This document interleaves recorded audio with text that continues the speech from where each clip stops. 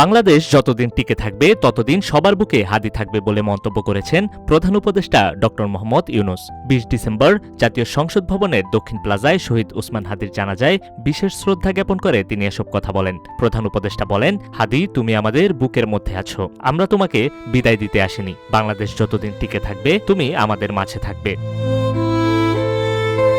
এ সময় লক্ষ লক্ষ মানুষ হাদির প্রতি শ্রদ্ধা জানাতে সেখানে উপস্থিত ছিলেন। ড ইউনূসের ভাষণ জনসম্মুখে গভীর আবেগ ও উচ্ছ্বাসের ঝড় তোলে। তিনি আরও বলেন, হাদি শুধুমাত্র একজন রাজনৈতিক নেতা নন, তিনি বাংলাদেশের জন্য স্বপ্ন দেখানো এক প্রেরণার উৎস। কিউব হোল্ডিংসের গল্পে সেই রেখাটি আঁকা হয়েছিল আজ থেকে ১ যুগ আগে। নকশাই আমাদের ভাষা। Cube holdings limited. তার নেতৃত্ব, আদর্শ এবং ত্যাগ নতুন প্রজন্মের জন্য চিরস্থায়ী দিক নির্দেশনার মতো কাজ করবে।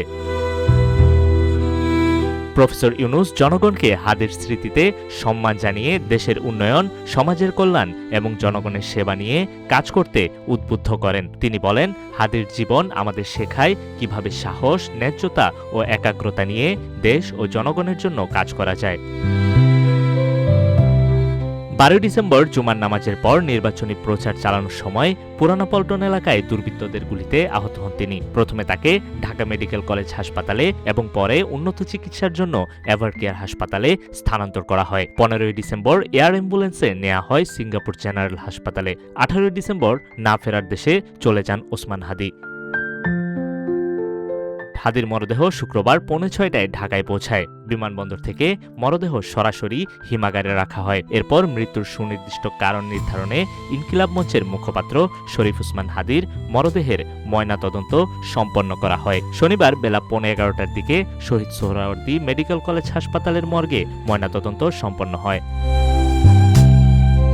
ময়নাতদন্ত শেষে হাদির মরদেহ পুনরায় জাতীয় হৃদরোগ ইনস্টিটিউটের হিমাগারে নেওয়া হয়। সেখানে গোসল শেষে মরদেহ জাতীয় সংসদ ভবনের দক্ষিণ প্লাজায় নামাজে জানাজার জন্য নিয়ে আসা হয়। জানাজার শেষে হাদিকে ঢাকা বিশ্ববিদ্যালয়ের কেন্দ্রীয় কবরস্থানে জাতীয় কবি কাজী নজরুল ইসলামের কবরের পাশে সমাহিত করা হয়।